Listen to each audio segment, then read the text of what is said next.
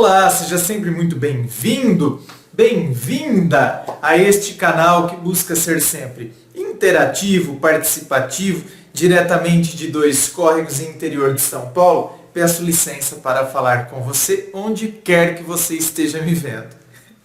Estou com vontade de rir porque a hora que eu falar interativo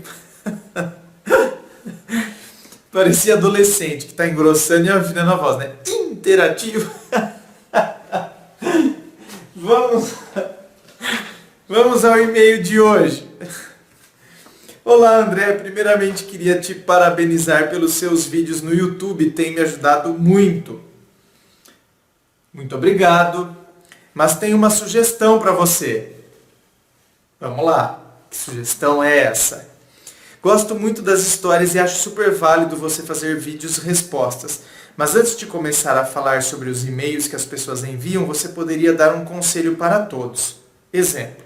Todos os seus vídeos têm um título. Fale um pouco sobre ele. A maioria dos seus vídeos é falando seu ponto de vista para determinada pessoa ou história. Exemplo. Se o título do seu vídeo é Como saber se ele ainda me quer?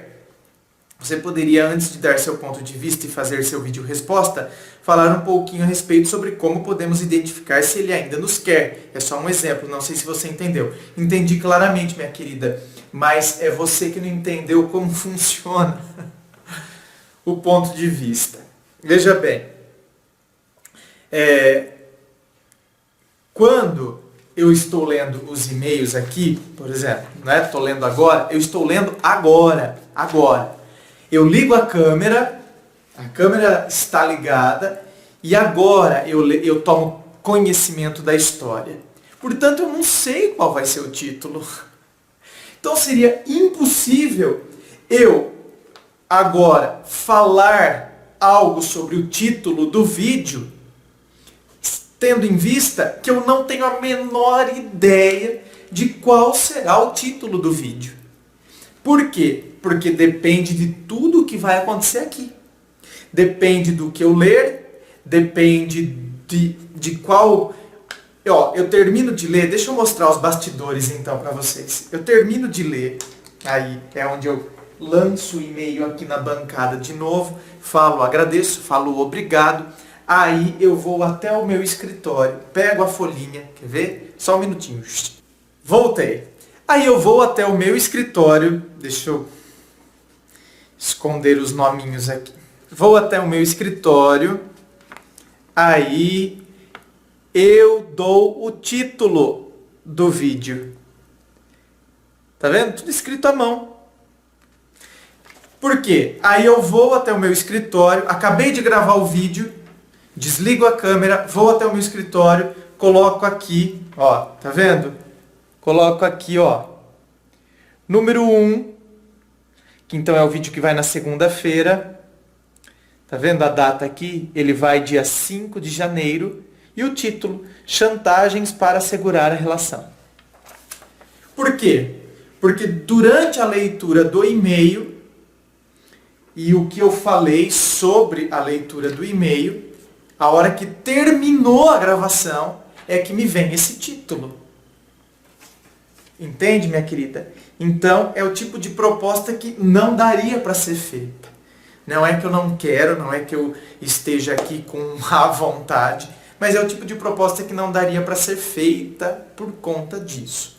Por conta que o título é criado depois. Eu não tenho um roteiro. Diferente da reflexão livre. Isso dá certo para a reflexão livre, que é o vídeo que vai aos domingos. Aí, na reflexão livre, eu já venho com uma determinada frase na cabeça e eu sei que eu vou falar sobre aquilo. Então, aí sim, aí não é leitura de e-mail nenhum, é uma reflexão livre, em cima de algo que eu quero falar, em cima de alguma frase, em cima de... Aí sim, aí são as reflexões que vão aos domingos. Tá. Então vamos lá. Continuando a leitura do seu e-mail. Enfim, me chamo tal, peço sigilo a todos os meus dados pessoais. Tenho tantos anos e moro em, uma cidade de Santa Catarina. Dia um dia aí de fevereiro, fez um mês que eu saí de um relacionamento sério. Nossa relação sempre foi muito complicada, pois ele é de uma outra nacionalidade e eu sou brasileira. Religião pode falar, né? Sou muçulmana. Mas apesar disso, os pais do meu ex-namorado não aceitam. Apesar disso, lutamos muito para ficarmos juntos. O pai dele, querendo melhorar nossa situação, nos colocou em um psicólogo, que discutia 95% eu e 5% o nome dele, ou fulano de tal. Acontece que o psicólogo, além de nos incentivar a brigar dentro do consultório, ratinho, porrada, o psicólogo incentivava a brigar, colocava toda a culpa em mim. Eu era sempre a errada, e mesmo quando estava errada, ele me fazia acreditar que a culpa era minha. Então eu acabava assumindo um erro que não era meu. Esse psicólogo nos mandou para uma psiquiatra amiga dele, a qual disse na cara dos pais dele: eu, se fosse vocês, dopava o fulano de tal, fazia ele acordar somente quando chegasse no Líbano. E então a minha psiquiatra reforçou que a culpa era toda minha. Mas eu sei que a culpa nunca foi só minha. Eles é quem não aceitavam o namoro por sermos de cultura diferente. O meu namorado brigava com eles porque eles queriam escolher o futuro dele. Enfim, tive uma consulta com ela também. Ela me deu um remédio para a esquizofrenia e um remédio para o meu ex-namorado que fazia ele não sentir vontade de ter relações sexuais e muito menos ejacular. Meu Deus, gente, mas que história é essa? Como assim? Gente! Nossa, o que é isso? Eu estou lendo um relato do 24 Horas, aquele seriado. Só descobrimos isso quando levei ele em um urologista, escondido dos pais dele, já que ele não tinha intimidade para falar com os pais sobre isso. Depois de tudo isso, o psicólogo queria que tomássemos remédios de tudo quanto é jeito. Alegava que só poderia continuar com as sessões se fôssemos de novo a um psiquiatra. Quando nos recusamos, ele começou a quebrar nosso sigilo e a contar tudo o que falamos nas sessões para o pai dele, inclusive que tínhamos relações sexuais e que o fulano de tal havia ido em um urologista porque não conseguia ejacular. Ele usou o termo mais chulo para o ejacular, né? Sim, André, ele usou esse termo para falar para o pai dele. E o pior de tudo foi que não sabíamos que ele falaria dessas coisas. Ele marcou uma sessão em família e disse todas essas coisas para o pai dele na nossa frente. As coisas pioraram. O meu ex-sogro saiu de lá sem olhar na minha cara. Ficamos muito abalados. E meu ex-namorado veio morar aqui em casa. Não queria mais falar com os pais e a família dele começou a cercá-lo de tudo quanto é lado.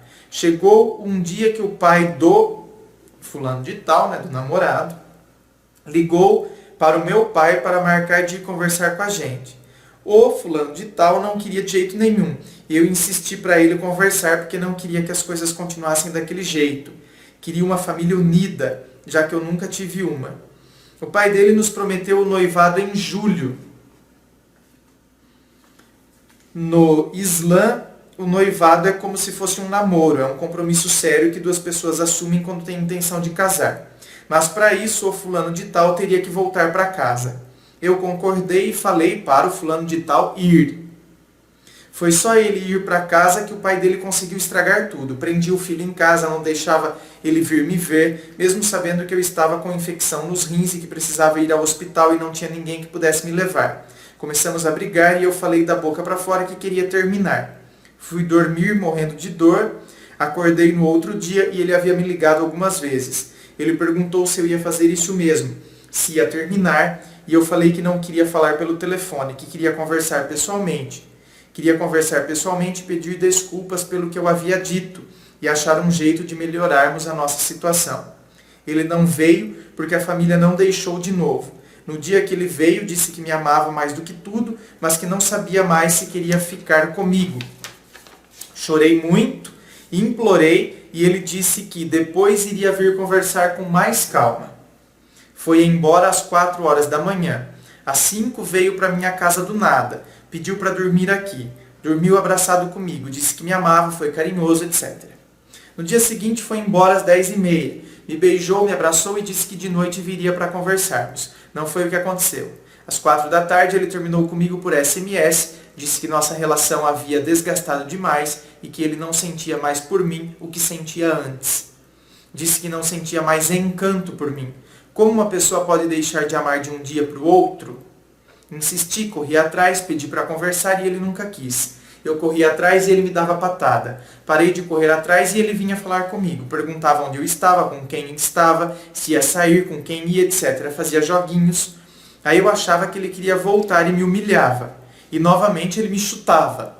Ai, meu Deus do céu, não? Ele começou a adicionar todas as mulheres que eu mais odeio no mundo. Sim, as que eu mais odeio. Colocou com letras garrafais. As que ela mais odeia. Não sei o porquê. Até as amiguinhas da minha irmã de 13 a 15 anos ele passou a adicionar. Ele tem 21 anos. Será que não tem vergonha na cara? Em fevereiro eu saí com um cara. Por coincidência ou não, meu ex mandou mensagem desesperado querendo um CD que havia ficado na minha casa. Ele mandou mensagem meia-noite, só respondi 15 minutos depois e ele mandou um monte de pontos de interrogação. A videoteca fecha às 23 horas e ele teve o dia todo para pedir. Videoteca é locadora. No dia seguinte veio até a minha casa pegar o CD. Minha avó entregou para ele. Eu fiz questão de nem dar uma olhadinha sequer. E ele ficou um tempinho na frente do meu portão. Ia dando ré devagar. Será que ele esperava que eu fosse até a janela e mandasse um tchauzinho? Na metade de fevereiro ele finalmente aceitou falar comigo pessoalmente. Eu precisava esclarecer as coisas já que não havíamos conversado. Ele ficou nervoso quando me viu, fazia comentários do tipo: desde quando tu compra carteira de cigarro? Tenho que comprar um monte de coisas hoje porque amanhã vou viajar. Mexia no celular toda hora, parecia nervoso demais. O elevador demorou para chegar no andar que estávamos. Quando entramos no elevador, ele falou: para de me olhar assim, e começou a rir. Eu olhei para ele normal. Quando chegamos ao térreo, eu acendi um cigarro e comecei a falar. Eu te chamei para conversar porque preciso te falar uma coisa. Eu te amo, eu quero ficar contigo, mas eu respeito se você não quiser. Hoje eu quero, mas amanhã eu posso não querer, em virtude das tuas atitudes e das minhas que nos levam para caminhos diferentes. Ele não falou nada, só me olhou, aí se despediu de mim e eu abracei ele e desejei boa viagem. Indo embora ele disse: depois a gente se fala. Aí ele curtiu 4 fotos da minha cachorrinha no Instagram. Tá bom. Depois parou de me seguir. Agora veio pedir para eu apagar algumas fotos que tinha ficado no Facebook. Eu falei que tinha coisas mais importantes para fazer naquele dia do que ficar apagando fotos no Facebook. Pedi desculpas e disse que apagaria assim que eu tivesse tempo. Ele só respondeu no outro dia, disse ok. No dia seguinte ele mandou a seguinte mensagem: desculpa te incomodar, mas o que tens? Fiquei sabendo que estás doente, melhoras, beijos. Não respondi porque não sabia o que responder e nem se deveria responder. Ontem percebi que ele me bloqueou até no WhatsApp. Não aguento mais esses joguinhos. Eu não sei o que se passa na cabeça dele. Fazia mais de um mês que eu estava doente e ele sabia muito bem disso. Não se preocupou em nenhum momento. Deu para perceber o quanto ele é instável? Uma hora ama, outra hora odeia, outra hora se preocupa, outra hora está pouco se lixando. Perdoe-me pelo palavrão. Não, já troquei o palavrão. Eu ainda amo ele. Sofro muito porque ele foi meu primeiro namorado. Foi meu primeiro em todas as coisas e principalmente porque íamos noivar. Eu abandonei muitos sonhos meus em prol dos nossos. E agora? Agora você reconstrói os seus? Não é? E agora? Agora você reconstrói os seus? Quais são os seus sonhos? Gente, a gente às vezes, claro, quando a gente se relaciona com uma pessoa, a gente edifica sonhos com ela. A gente inclui nos nossos sonhos à pessoa, nos nossos projetos à pessoa, inclusive fazemos projetos juntos. A partir do momento que a pessoa deixa de estar, a gente agora recupera e dá um ressignificado àqueles sonhos que tínhamos. Projetos que tínhamos juntos não existirão mais. Agora, existem outros projetos que não necessariamente são projetos que a gente tinha feito ao lado da pessoa. Agora a gente pode adequar aqueles projetos a nós mesmos. Ou simplesmente abandoná-los. Porque se eram projetos que necessitavam que a outra pessoa estivesse ao nosso lado e a pessoa não está mais, agora são projetos que não fazem mais sentido. Eles faziam sentido enquanto a gente estava com a pessoa. Agora a pessoa não está mais conosco. Então, tem determinadas coisas que a gente precisa dar uma ressignificação ao sonho, ao projeto, e tem outros que simplesmente eles deixam de existir assim que a relação deixou de existir. E a gente tem que aceitar isso. A gente tem que aceitar essa situação. Senão a gente não segue, senão a gente não avança. Senão a gente fica pensando nos sonhos, mas a gente tinha tantos sonhos juntos. Tinha. Agora você, no singular, tem que ter os sonhos, que são seus. Quando você estava solteira, você tinha sonhos. Então, muitas vezes, temos que resgatar aqueles. Quando estávamos solteiros, não tínhamos sonhos? Tínhamos, não tínhamos? Todos nós temos. Meu Deus, eu estou afinando a voz hoje. Né? Todos nós temos. E aí, mano? E aí? Todos nós temos.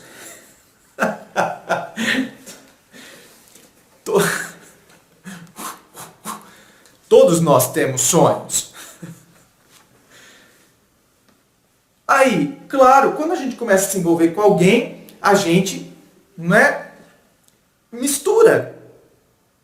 Agora está na hora da gente recuperar os sonhos que a gente tinha antes. Outros, simplesmente, a gente tem que dar um novo significado e outros a gente tem que abandonar, porque eram próprios para quando a gente estivesse com a pessoa e agora a pessoa não está mais conosco. Ah, André, você fala como se fosse a coisa mais fácil do mundo. Eu sei que não é. É quebra de expectativa. É quebra de projetos. E não é fácil abandonar alguns sonhos, não é fácil abandonar alguns projetos. Mas tem determinadas situações que são necessárias. Não é? Olha, gente, veja bem. Por exemplo, o cara tem sempre o sonho de dirigir. A moçada que está aí com seus 15, 16 anos, não vê a hora de fazer 18 anos, tem o sonho de dirigir. Deus nos livre, pelo amor de Deus, estou dando um exemplo assim, mas Deus nos livre, acontece alguma coisa aí, a pessoa de repente fica, por exemplo, cega. Você concorda que este sonho ela tem que abandonar? Não, gente, eu tenho uma sobrinha que é cega. Por mais que ela seja independente, e ela é independente, uma pessoa fantástica, passou na Unesp, morou sozinha, faz as coisas sozinhas, saiu de uma cidade pequena como a nossa, foi morar sozinha numa cidade bem maior, que é onde tem a Unesp, em Araraquara, se virava sozinha, pega circular, se vira sozinha lá, mas esta questão específica, dirigir, ela tem que, não condiz. Como que um cego dirige um automóvel? Hoje em dia não dá. Amanhã ou depois a gente pode ter carros que façam isso, que vão sozinho, que você programa a direção. Acredito que isso, num futuro não tão distante, acontecerá. Porém, você concorda que tem determinadas coisas que a gente tem que abandonar por enquanto. Abandonar no momento. Agora, isso eu estou dando o exemplo do cego, por exemplo, que depende da tecnologia. Agora, tem determinados sonhos que a gente fez que era especificamente com aquela pessoa. Aqueles sonhos têm que ser abandonados porque agora nós estamos numa outra situação. Ao passo que a gente pode realizar outros. Agora, se a gente ficar focado naqueles lá de trás, aí a gente vai ser frustrado. Se a gente não der uma nova adaptação, se a gente não se reconfigurar, aí a gente fica frustrado. Sou uma pessoa muito carente, valorizo o amor acima de todas as outras coisas. Não tolero mentiras e nem infidelidade, pois vi bem de perto a destruição que isso causa. Moro sozinha desde os 16, cuido da minha irmã desde que ela tinha 13, que foi quando nossa mãe faleceu. Meu pai tem outra família, nos dá pensão, mas não nos dá amor. Sei que não é motivo para dizer, é por isso que eu sofro. Mas às vezes acho que sofro mais do que as outras pessoas pelo fato de ter crescido sem amor e por ter sofrido abuso quando criança. Olha, minha querida, não é. É lógico que quando a gente não tem uma estrutura, de repente, de amor, fica mais complicado no sentido de que a gente deposita mais esperanças quando uma pessoa nos abre os braços e diz que nos ama. Então a gente projeta ainda mais, a gente espera ainda mais, a gente se lança ainda mais, a gente cria ainda mais expectativa. E aí o sofrimento é proporcional a tudo isso que a gente criou também. Mas tem como a gente também se reconfigurar. Tem também, claro, né? É evidente que sim. Eu não quero mais fabricar tristeza, só não sei como sair desse buraco e parar de sofrer assim. Olha, minha querida, parar de fabricar tristeza, é perceber o que de fato aconteceu, é perceber como ele agiu, como ele age, cuidado para não agir pela carência. Então, correr, se humilhar, fazer isso, fazer aquilo, porque na verdade estou carente, deposito tudo isso numa pessoa que já disse que uma hora quer, outra hora não quer, é isso, é aquilo. Eu estou procurando o quê? Não, eu estou procurando mais estabilidade, eu estou procurando alguém que, no mínimo, saiba o que queira em relação a mim, desperte um mínimo de estabilidade no sentimento para comigo, e que pelo menos então, quando não quer, que não queira. E quando quer, que queira. É isso o mínimo que a gente espera das pessoas. Não é isso que a gente espera? Que quando uma pessoa quer estar conosco, que de fato queira. Quando não quer, que de fato não queira. Do que ficar, uma hora corre, outra hora vem, outra hora vai, outra hora isso, outra hora aquilo. É o que eu sempre digo. Diante das indecisões das pessoas, se essas indecisões nos fazem sofrer, nós é que temos que ser decididos. Nós é que temos que nos decidir. Nós é que temos que ter uma postura firme. Entre essas posturas firmes estão aquelas de não fabricar a tristeza. Afastar-se de situações que nos fazem sofrer. Afastar de situações que a gente sabe que está nos causando sofrimento. E assim a gente vai se edificando. Desde já sou grata pela atenção. Eu também sou grata, sou grato, sou grata. Ai, clorofilado. É o cansaço, gente. Meu Deus do céu, quantos vídeos eu estou gravando hoje. Hoje eu estou mega cansado. E, enfim. Acho que eu nem estou sabendo o que eu estou falando direito. E aí, peixe? Hein? Safadona, cachorro ordinário. Hoje eu estou todo de preto, né? Igual o cara da novela, o Comendador, o Abominável, o Homem de Preto. Muito obrigado, minha querida, pela sua participação. Eu que sou grato pela sua participação. Inscreva-se, eu fico aqui aguardando a sua inscrição.